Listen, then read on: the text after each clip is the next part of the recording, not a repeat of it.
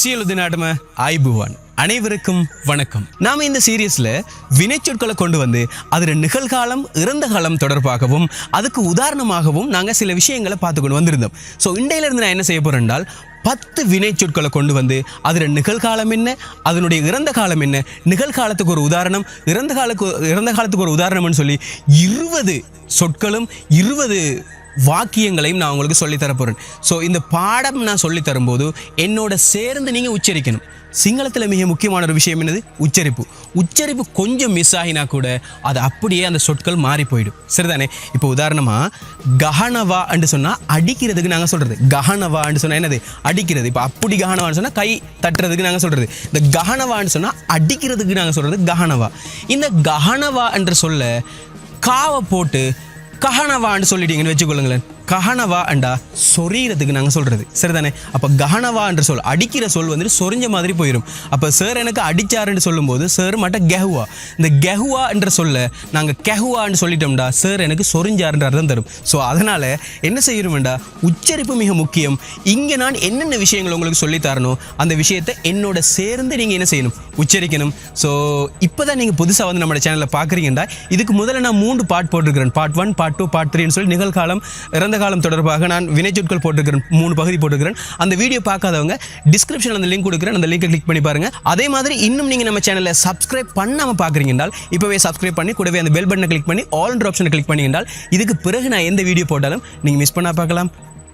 So let's go to the video. சரி, முதலாவது நாங்கள் இன்னவா என்று சொல்ல படிப்போம்.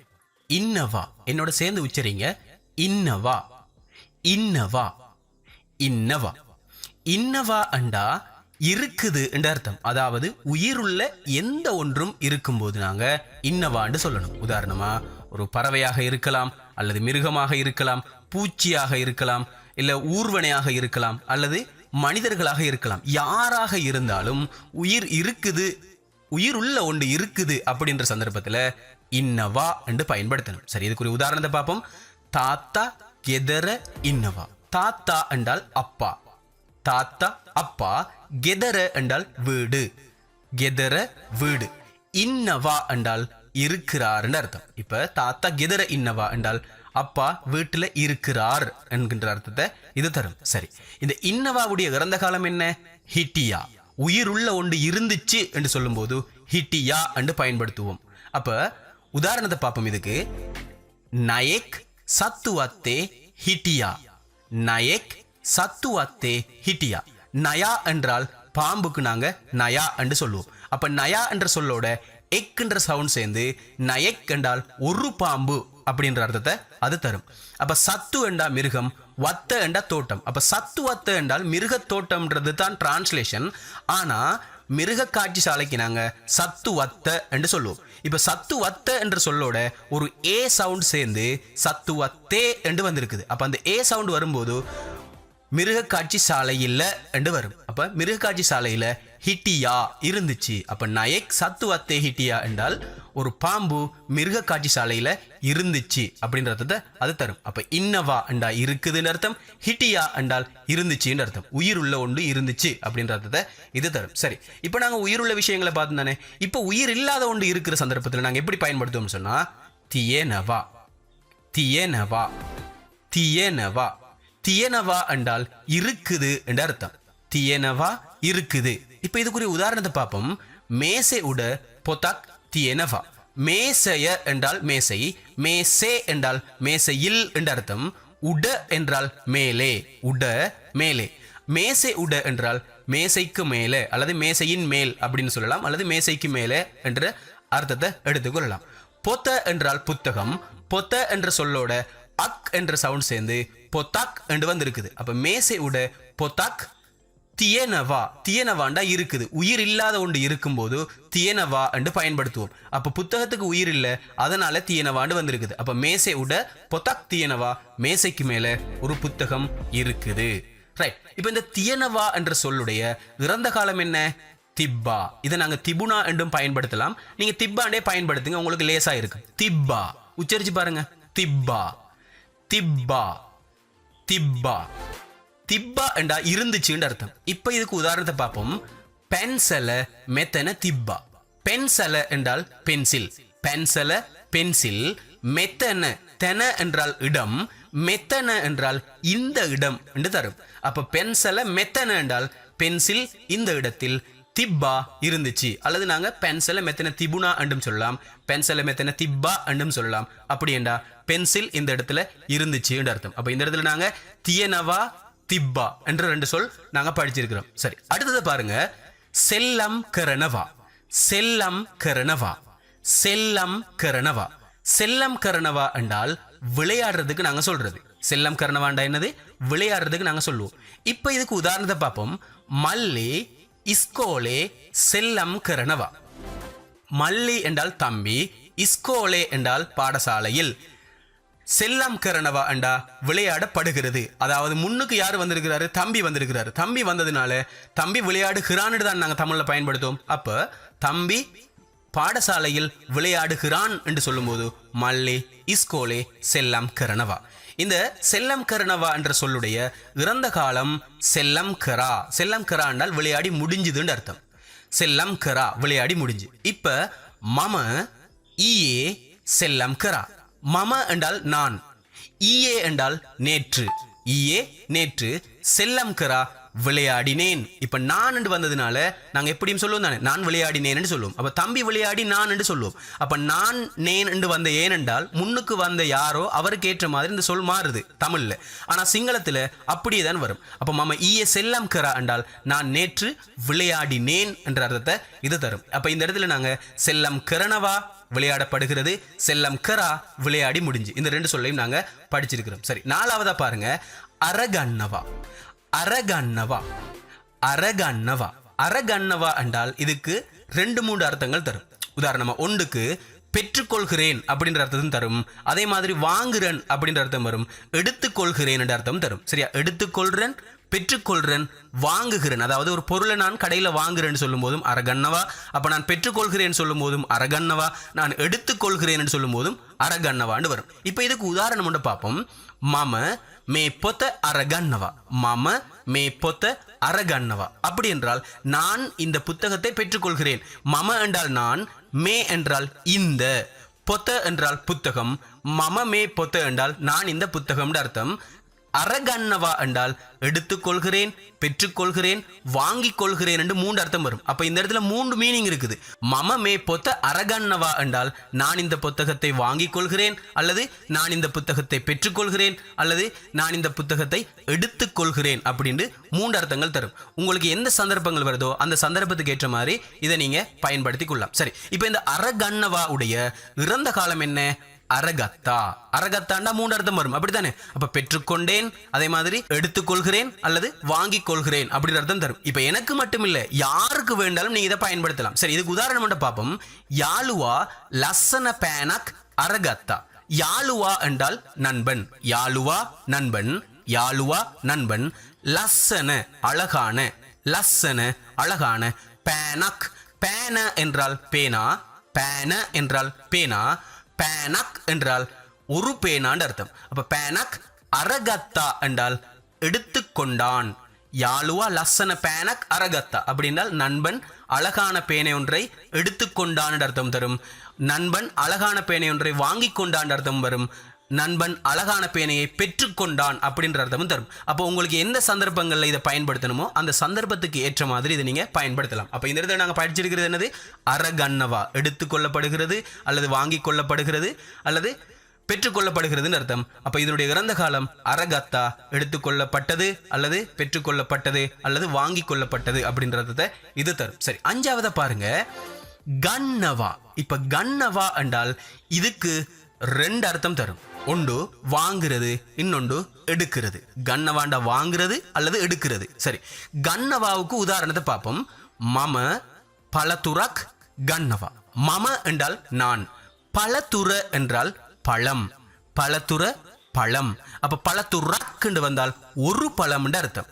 கண்ணவா என்றால் வாங்குகிறேன் அல்லது எடுக்கிறேன் என்று வரும். நான் என்றது முன்னுக்கு வந்ததுனால தான் கடைசியில் ரேன் என்று வருது, சரிதானே? அப்ப பலதுரா கண்ணவா என்றால் நான் ஒரு பழம் வாங்குகிறேன் அல்லது நான் ஒரு பழம் எடுக்கிறேன் என்ற அர்த்தத்தை தரும். அப்ப யாராவது உங்களுக்கு கிஃப்ட் தரும்போது பழம் ஒன்று எடுத்துக்கொள்ளுங்கன்னு சொல்லும்போது பழம் நிறைய டொஃபி அதெல்லாம் இருக்குன்னு வச்சுக்கொள்ளுங்க. அப்போ அந்த டைமில் நீங்கள் சொல்கிறீங்க நான் ஒரு பழம் எடுத்துக்கொள்கிறேன் அப்படின்னு சொல்லும்போது மாமா பழத்துரா கண்ணவான்னு சொல்லலாம். அப்படி இல்லை நீங்கள் கடைக்கு போகிறீங்க என்ன வாங்க போகிறீங்கன்னு சொல்லும்போது மாமா பழத்துரா கண்ணவா நான் ஒரு பழம் வாங்குகிறேன். அப்போ வாங்குகிறேன் எடுக்கிறேன்னு சொல்லும்போது கண்ணவா என்று பயன்படுத்தப்படும். இந்த மம என்ற இடத்துல நீங்கள் யாரை போட்டாலும் அவருக்கு ஏற்ற மாதிரி இந்த கண்ணவா மாறி வரும். சரி, இப்போ கண்ணவா உடைய இறந்த காலம் கத்தா. கத்தா கத்தாண்டா எடுத்து முடிஞ்சதுன்னு அர்த்தம். இப்ப இதுக்கு உதாரணம் ஒன்று பார்ப்போம். ஏக்கட்ட முதலாளி சல்லி கத்தா. இப்ப நான் பழம் ஒன்று வாங்கினேன் தானே, அதுக்கு முதலாளி காசு வாங்கினார்னு சொல்லும்போது ஏக்கட்ட அதற்கு, ஏக்கட்ட ஏக்கண்டா அது, ஏக்கட்ட அதற்கு முதலாளி, முதலாளின்னா முதலாளிக்கு தான் நாங்கள் சொல்றது, முதலாளின்னா முதலாளி, சல்லி சல்லி என்றா காசு அல்லது பணம்னு எடுத்துக்கொள்ளுங்க. அப்போ ஏக்கட்ட முதலாளி சல்லி என்றால் அதுக்கு முதலாளி காசு என்ற அர்த்தம். அப்ப கத்தா என்றா எடுத்தார் என்ற அர்த்தம் அல்லது வாங்கினார் என்ற அர்த்தம். அப்ப அதுக்கு முதலாளி காசு வாங்கினார் அல்லது அதற்கு முதலாளி காசு எடுத்தார். இப்போ நாங்கள் பழம் வாங்கினோம் தானே, பழம் வாங்கினா முதலாளி என்ன செய்வார், காசு வாங்குவார் நம்மகிட்ட இருந்து அல்லது காசை எடுப்பாருன்னு சொல்றது. அப்போ அதுக்கு நாங்கள் சொல்றது ஏக்கிட்ட முதலாளி சல்லி கத்தா. இப்போ இந்த இடத்துல நாங்கள் படிச்சிருக்கிறது கண்ணவா என்ற ஒரு சொல் படிச்சிருக்கிறோம், கத்தா என்ற ஒரு சொல் படிச்சிருக்கிறோம். இதை தெளிவாக பாடமாக்கி கொள்ளுங்க. சரி, ஆறாவதை பாருங்க, யனவா. யனவா யனவா அண்டா போறதுக்கு சொல்றது, யனவாண்டா போறதுக்கு சொல்றது. இப்போ இதுக்கு உதாரணத்தை பார்ப்போம். மம அத யாப்பனே யனவா. மம நான், மம நான், அத என்றால் இன்றைக்கு அர்த்தம், அத என்றா இன்று என்ற அர்த்தம். மம அத நான் இன்று, யாப்பனே யனவா. யாப்பனே யாப்பனைய என்றால் யாழ்ப்பாணம். நாங்கள் எங்கேயாவது போகும்போது இந்த ஏ என்ற சவுண்டை போட்டு நாங்கள் பயன்படுத்தணும். அப்போ யாப்பனே, இந்த யாழ்ப்பாணத்துன்ற சொல், யாழ்ப்பாணம் என்ற சொல் இருக்கு தானே, அந்த சொல் அல்லது வவுனியா என்ற சொல் அல்லது மடகலப்பு மட்டக்களப்புன்ற சொல், இந்த சொல்லுகளை நாங்கள் ஏ என்றதை போடுவோம். சரியா? சரி, இதை நாங்கள் விரிவாக வேறு பாடங்களில் நாங்கள் பார்ப்போம். இப்போ இதை நீங்கள் பார்த்துக்கொள்ளுங்க. மம அது நான் இன்றைக்கு, யாப்பனே யாழ்ப்பாணம், யனவா போகிறேன். அப்போ நான் இன்றைக்கு யாழ்ப்பாணம் போகிறேன் என்று சொல்லும்போது மம அத யாப்பனே யனவா என்று வந்திருக்குது. இப்போ இந்த யனவா என்ற சொல்லுடைய இறந்த காலம் என்ன, கியா. கியாண்டா போய் முடிஞ்சுதுன்னு அர்த்தம். போய் முடிஞ்ச பிறகு நாங்கள் வந்துட்டு, அதை நான் போயிட்டேன் என்று சொல்லும்போது கியான்னு சொல்லலாம். இது போயிட்டேன், போயிட்டார், போய்விட்டது, எதுக்கு வேண்டாலும் நீங்கள் இதை பயன்படுத்தலாம். முன்னுக்கு யார் வாராங்களோ அவருக்கு ஏற்ற மாதிரி இந்த சந்தர்ப்பம் மாறும். சரி, இப்போ இதுக்கு உதாரணம் மட்டும் பார்ப்போம். கிய சத்தியே மல்லி மண்ணாரம கியா. கிய சத்தியே, கிய என்றால் போன என்ற அர்த்தம். கிய சத்தியே போன கிழமை.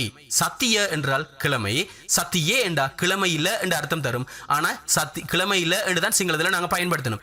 கிய சத்தியே போன கிழமையில. மல்லி, மல்லி என்றால் தம்பி, மல்லி தம்பி. மண்ணாரம, நாங்க மன்னாருக்கு நாங்க சொல்றது மண்ணாரம என்று சொல்லணும். மன்னாருக்கு என்ன சொல்றது, மண்ணாரம என்று சொல்லுவோம். மண்ணாரம கியா என்றால் மன்னார் போனான் அர்த்தம். கிய சத்தியே போன கிழமை, மல்லி தம்பி, மண்ணாரம மன்னார், கியா சென்றான்.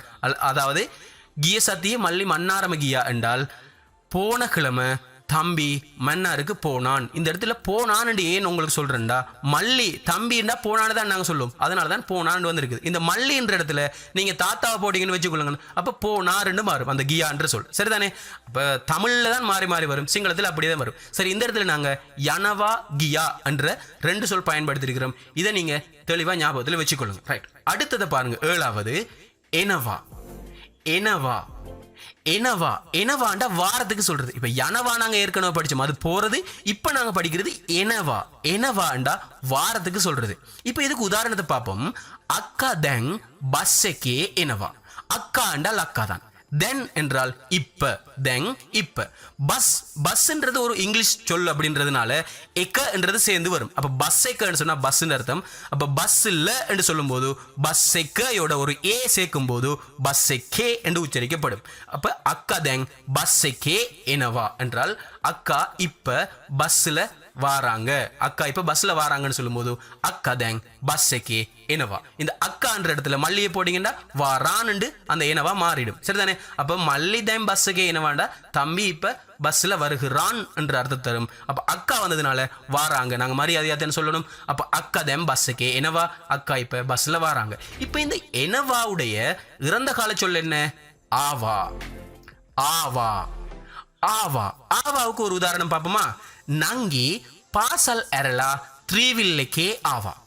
நங்கி, நங்கின்னா தங்கச்சி, தங்கை. நங்கி தங்கச்சி. பாசல் எரலா, பாசல் என்றால் பாடசாலை, பாசல் என்றால் பாடசாலை, எரலா என்றால் விட்டு என்று அர்த்தம். அப்ப பாடசாலை விட்டுன்னு சொல்லும்போது பாசல் எரலா, பாடசாலை விட்டு. த்ரீவில் லெக்கே, இப்போ த்ரீவில் என்றது நாங்கள் ஆட்டோவுக்கு நாங்கள் சொல்கிறோம், அதாவது முச்சக்கர வண்டிக்கு நாங்கள் த்ரீவில்னு சொல்லுவோம். இது இங்கிலீஷ் சொல் தான் த்ரீவில்ன்றது, அதனால் எக்க வரணும். அதனால தான் த்ரீவில் லெக்கன்னு வந்திருக்குது. இந்த த்ரீவில் லெக்கன்னு சொன்னால் ஆட்டோன்ற அர்த்தம். அப்போ த்ரீவில் இல்லை என்று சொல்லும்போது த்ரீவில் லெக்கையோட ஒரு ஏ சேர்ந்து த்ரீவில் லெக்கே என்று உச்சரிக்கப்படும். அப்போ நங்கி பாசல் எரலா, தங்கை பாடசாலை விட்டு த்ரீவில் லெக்கே, அதாவது முச்சக்கர வண்டியில் ஆவா வந்தால். ஏன் இந்த ஆவா வந்தாள்னு வந்துச்சுன்றால் நங்கி, அதாவது தங்கச்சி முன்னால் வந்ததுனால தங்கச்சி வந்தாள்னு சொல்லுவோம் நாங்கள், அதுக்காகத்தான் நாங்கள் ஆவாவை வந்தாள்னு சொல்லியிருக்கிறோம். அப்போ இந்த இடத்துல நங்கின்ற இடத்துல அக்கா வந்தால் வந்தாங்க என்று வரும் ஆவான்ற சொல். சரிதானே? சிங்களத்தில் மாற்றம் வராது, தமிழில் தான் அந்த மாற்றம் இருக்குது. சரி, அப்போ இந்த இடத்துல நாங்கள் படிச்சிருக்கிறது எனவான்ற ஒரு சொல் படிச்சிருக்கிறோம். அதே மாதிரி ஆவா என்ற ஒரு சொல்லும் நாங்கள் படிச்சிருக்கிறோம். சரி, 8வது பாருங்க, ஹொயனவா. ஹொயனவா, ஹொயனவா என்றால் தேடுறதுக்கு நாங்கள் சொல்றது. ஹொயனவாண்டா தேடுறது, ஏதோ ஒன்றை தேடுறதுக்கு நாங்கள் ஹொயனவா என்று சொல்லுவோம். சரி, இந்த ஹொயனவாவுடைய ஒரு உதாரணத்தை பார்ப்போம். அம்மா புத்தாவ பாரே ஹொயனவா. அம்மாண்டா அம்மா தான், அம்மாண்டா அம்மா. புத்தா என்றால் மகன், புத்தா என்றா மகன். புத்தாவ என்றால் இந்த வ வந்து ஐ என்ற அர்த்தத்தை தரும். அப்ப புத்தாவ என்றால் மகனை. அப்ப அம்மா புத்தாவ என்றால் அம்மா மகனை. பாரே, பார என்றால் பாதை அல்லது வீதிக்கு நாங்க பாறை என்று சொல்லுவோம். அப்ப வீதி இல்ல என்று சொல்லும் போது பாறையோட ஒரு ஏ சவுண்ட் வந்து பாரே என்று உச்சரிக்கப்படும். சரிதானே? அம்மா புத்தாவ பாரே அப்படி என்றால் அம்மா மகனை வீதியில். ஹொயனவா என்றால் என்ன அர்த்தம்? தேடுகிறார்கள், இப்ப தேடப்படுகிறது. சரிதானே? அப்ப அம்மா மகனை வீதியில் தேடுகிறார்கள் என்று சொல்லும்போது அம்மா புத்தாவ பாரே ஹொயனவா. இப்போ வந்து ஹொயனவாவுடைய இறந்த காலம் என்ன? ஹெவ்வா. உச்சரிச்சு பாருங்க, ஹெவ்வா. ஹெவ்வா, ஹெவ்வா என்றால் தேடி முடிஞ்சதுன்னு அர்த்தம். இப்ப ஹாவா பெட்டியாவ ஹெமத்தனம ஹெவ்வா. ஹாவா என்றால் முயல், ஹாவா முயல். பெட்டியா என்றால் குட்டி, அதாவது குட்டிக்கு நாங்க பெட்டியான்னு சொல்லுவோம். அப்ப பெட்டியாவ என்றால் குட்டியை என்று அர்த்தம். அந்த வ வந்து ஐ என்று அர்த்தம். நாங்க ஏற்கனவே பார்த்துதானே, அம்மா புத்தாவ பாறை ஹொயனவான்னு சொல்லும் போது புத்தான்றதுக்கு பிறகு வ வந்து புத்தா வ என்று வந்திருக்குது.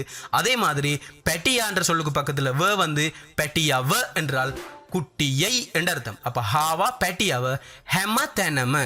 தென என்றால் இடம், ஹெம என்றால் எல்லா, ஹெம தென என்றால் எல்லா இடம் என்று அர்த்தம். அப்ப எல்லா இடமும் என்று வரும்போது ஹெம தெனம என்று வரும்.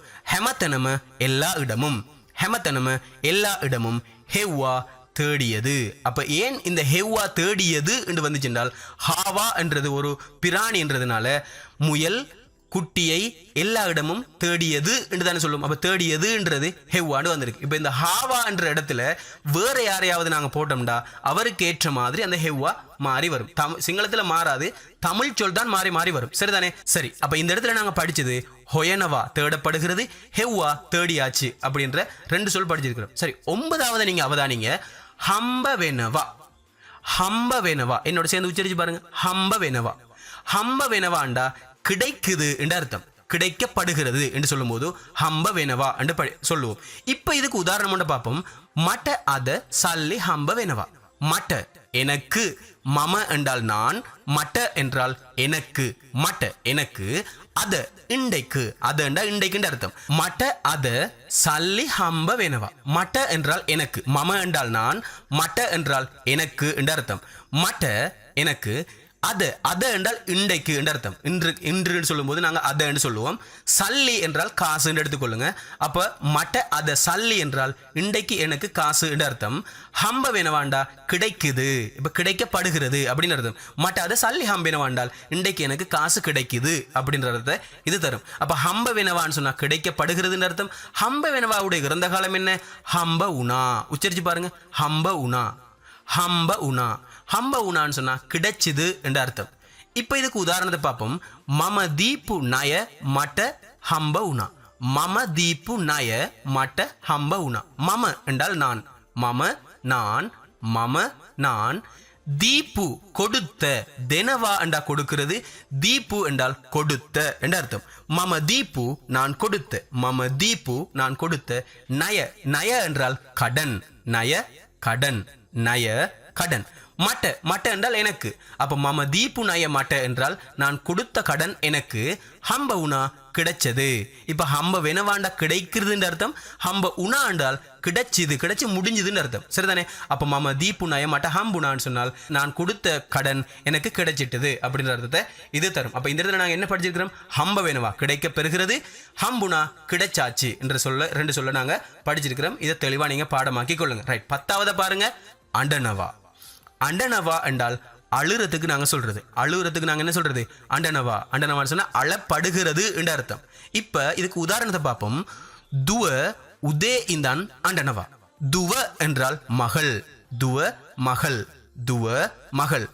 உதே என்றால் காலை.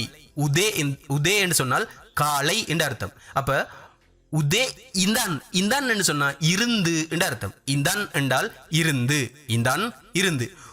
துவ உதே இந்தான் என்றால் மகள் காலையிலிருந்து அண்டனவா அழுகிறாள். ஏன் அழுகிறாள் வந்துச்சுன்றால் துவ என்று வந்தால், அதாவது மகள் என்று வந்தால் அழுகிறாள் என்று தானே முடியும். அப்ப அதனாலதான் அண்டனவா என்ற சொல் அழுகிறாள் எடுத்திருக்கிறோம். சரிதானே? அப்ப துவ உதே இந்தான் அண்டனவா என்றால் மகள் காலையிலிருந்து அழுகிறாள். அப்ப துவ என்ற இடத்துல நாங்க அம்மா போட்டுன்னு வச்சுக்கொள்ளுங்க. அம்மா உதே இந்தாங்க அண்டனவாண்டா, அதாவது அம்மா காலையில இருந்து அழுறாங்க என்று சொல்லும் போது அழுறாங்க தமிழ்ல வந்திருக்குது. ஆனா அந்த இடத்துலயும் சிங்களத்துல அண்டனவா என்று தான் வரும். சரிதானே? அப்ப துவ உதே இந்தாங்க அண்டனவாண்டா மகள் காலையில இருந்து அழுகிறாள். இப்ப இந்த அண்டனவாவுடைய இறந்த காலம் என்ன? ஆண்டுவா. என்னோட சேர்ந்து உச்சரிச்சு பாருங்க. ஆண்டுவா என்றால் அழுது முடிஞ்சது அர்த்தம். ஆண்டுவாண்ட என்ன அர்த்தம்? அழுது முடிஞ்சது. அப்ப ஒயா கென ஹிதலா தாத்தா ஆண்டுவா. ஒயா என்றால் நீங்க, கென என்றால் பற்றி. அப்ப ஒயா கென என்றால் நீங்க பற்றி இல்ல, உங்களை பற்றி என்று மாறும். சரிதானே? ஒயாண்டா நீங்க, கென என்றால் பற்றி. அப்ப ஒயா கென என்றால் நாங்க டிரான்ஸ்லேட் பண்ணும்போது என்னது? நீங்க பற்றி தான் நாங்க சொல்லுவோம். ஆனா அப்படி இல்லை, உங்களை பற்றி என்று சொல்லும் போது ஒயா கென என்று தான் சொல்லணும். சரிதானே? அப்ப ஹித்தனவா என்றால் நினைக்கிறதுக்கு நாங்க சொல்றது. ஹித்தனவாவுடைய சொல்லல நவா என்ற சொல் வெட்டுப்பட்டு ஹித்த என்ற சொல்லோட லா சேர்ந்து வரும்போது ஹித்தலா என்று உச்சரிக்கப்படும். ஹித்தலா என்றால் நினைச்சு என்று அர்த்தம். அதாவது நினைத்து என்று சொல்லும் போது நாங்க ஹித்தலா என்று பயன்படுத்துவோம். ஹித்தலா தாத்தா என்றால் அப்பா. அப்ப ஒயாகின ஹித்தலா தாத்தா என்றால் உங்களை பற்றி நினைத்து அப்பா என்ற அர்த்தம். ஒயாகின ஹித்தலா தாத்தா என்றால் அப்ப ஒயாகின ஹித்தலா தாத்தா எண்டுவா என்றால் உங்களை நினைச்சு அப்பா அழுதார். இந்த இடத்துல எண்டுவா என்ற சொல் அழுதார் என்று ஏன் முடிஞ்சிச்சு என்றால் தாத்தா என்ற சொல் வந்ததுனால அப்பா அழுதாருன்னு தானே வரணும். அப்ப அதனாலதான் தாத்தா எண்டுவா. இப்ப தாத்தா என்ற இடத்துல அம்மா வந்தா அம்மா அழுதாங்க, அம்மா எண்டுவா. மகள் அழுதாள் வரும்போது துவ எண்டுவா. அந்த எண்டுவான்னு தான் இருக்கும். நாங்க தமிழ்ல தான் மாற்றி சொல்லுவோம். முன்னுக்கு யார் வராங்களோ அவருக்கு ஏற்ற மாதிரி பின் சொல்ல நாங்க மாத்துவோம். அந்த வினைச்சொல்லை நாங்க மாற்றி பயன்படுத்துவோம். ஆனா சிங்களத்துல எந்த இடத்துலயும் மாற்றம் வராது. அந்த நிகழ்காலமும் இறந்த காலமும் அப்படிதான் வரும். முன்னுக்கு யார போடுறீங்களோ அவருக்கு ஏற்ற மாதிரி அந்த சொல் இசைவாக்கம் அடையும் அப்படின்றத நீங்க சரியா கருத்துல கொள்ளணும். சரி, இப்ப 10வது நாங்க படிச்சது அண்டனவா அழப்படுகிறது, எண்டுவா அழுது முடிஞ்சுது என்ற இந்த சொற்களை நாங்க படிச்சிருக்கிறோம். ஸோ இந்த வீடியோ யாருக்கெல்லாம் பிரயோஜனப்படுமோ அவங்க எல்லாருக்கும் நீங்க என்ன செய்யுங்க, இந்த வீடியோவை பகிர்ந்து கொள்ளுங்க. அடுத்த வீடியோவில் சந்திக்கிறேன். அனைவருக்கும் வணக்கம். சீலது நாட்டம ஐபுவான்.